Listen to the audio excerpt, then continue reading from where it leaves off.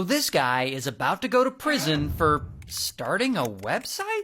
Now the guy, let's call him Pirate. And Pirate's 27 and he hates the US government. He hates how they regulate and intervene and everything. And one day in 2011, he comes up with an idea to get around all that government regulation. He's gonna build a website. And on that site, you would be able to buy or sell anything you want anonymously, like fake passports, drugs, illegal pew-pews, things like that. And it would be like an Amazon for buying illegal stuff. And so he gets to work and he hires someone to help him build this. And eventually he launches it on the dark web. Now the site, it's called the Silk Road. And it's pretty successful right away. Like people flock to it and they buy all kinds of crazy stuff. And they pay for it all in Bitcoin, making things harder to trace. And just like Amazon, the site even allows you to rate and review sellers. Like, oh, this Zaza was pretty dank. 5 stars. Anyway, about a year goes by, and it's now 2012, and business is booming. And at this point, Pirate's got like 10 employees working for him. The site is making $500,000 in sales a week. It has a bunch of active users. People are buying and selling all kinds of illegal stuff from one another. But, you know, mostly drugs. And Pirate himself makes commission off of each sale, so he is raking in the money. He's now apparently worth tens of millions of dollars. Dude is rich, and he barely spends it. He's like too busy running the site, I guess.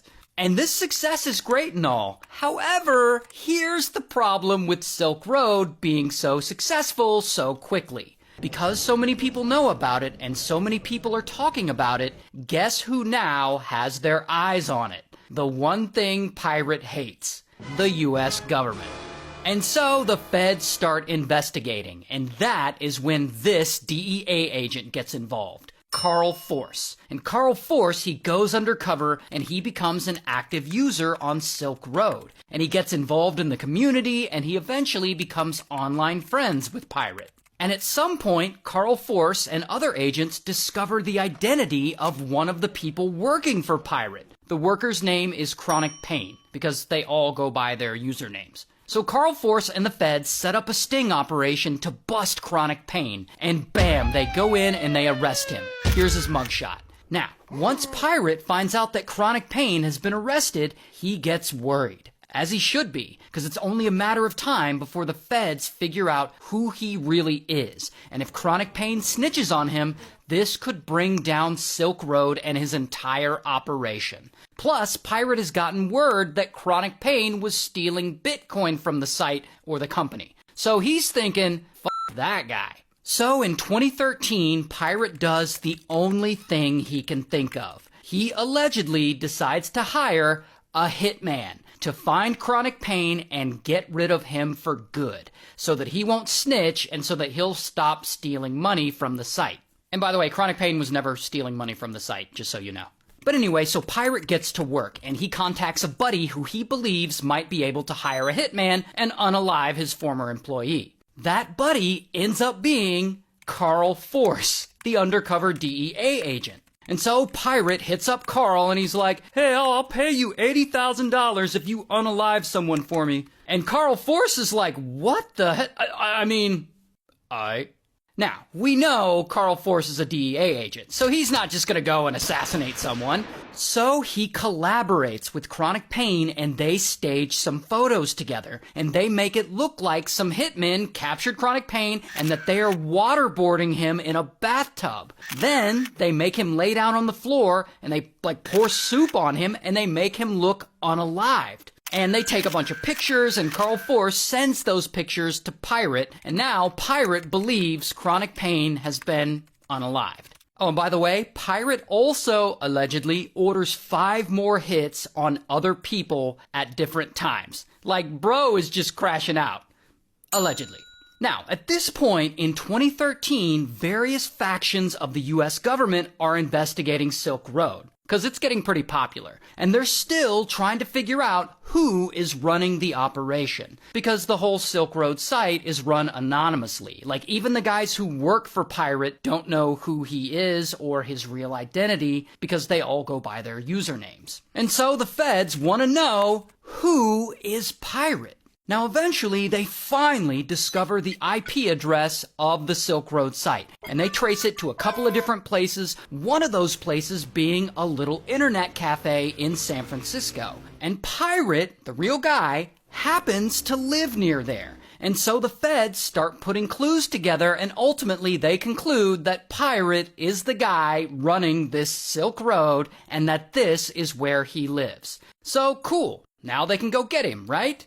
No, there's a problem. The feds can't just rush in and bust him because Pirate is a smart guy. His electronic devices are very likely locked and password protected. And if they can't get into his laptop, they won't have enough evidence to convict him. And so what do? They set up a little sting operation to get his laptop away from him while it's still open, while he's logged in, so that they can break into it. And so first, they find Pirate and they surveil him for a while. Then, once they know his routine, they follow him to the San Francisco Public Library, where he chills sometimes and works off their Wi-Fi. After that, some undercover agents go to this library. Then, two of the agents pretend to be a romantic couple arguing, and one of the people in this fake couple starts cussing the other one out. Now this causes Pirate to stop what he's doing and turn around and look at this fake couple. Then one undercover agent, posing as the wife in this couple, punches the other undercover agent, which creates a huge distraction. And now that Pirate has all his attention focused on this fight and he's nice and distracted, boom, another agent swoops in and grabs his laptop while it's still open, while he's still logged in. And pow, another undercover agent grabs Pirate before Pirate can react, and bam, they arrest him. Here's his mugshot. And listen to this. Allegedly, Silk Road had made $1.2 billion worth of sales in just these few years that the site was live. While Pirate himself made, from what I saw, about $184 million. Oh my God. But here's the crazy thing though. Silk Road sold a lot of drugs, as it was designed to do. And at least 6 people that we know of at some point died from overdosing on drugs that they had bought off that site. So when this whole case goes to trial, family members of people who had overdosed show up and they cry in court and they give personal statements against Pirate and the Silk Road, and this has a huge impact on the case. Plus, the prosecution brings up the fact that Pirate allegedly tried to hire hitmen to unalive some people, although they never formally charge him with that. I guess they have enough against him with illegally running the Silk Road, or maybe he never tried to unalive those people. I don't know, but they never charge him with it. And because of all that, at the end of it all, Pirate is found guilty, and he gets life in prison without the possibility of parole. Which a lot of people feel is really harsh. Life without parole for running a website?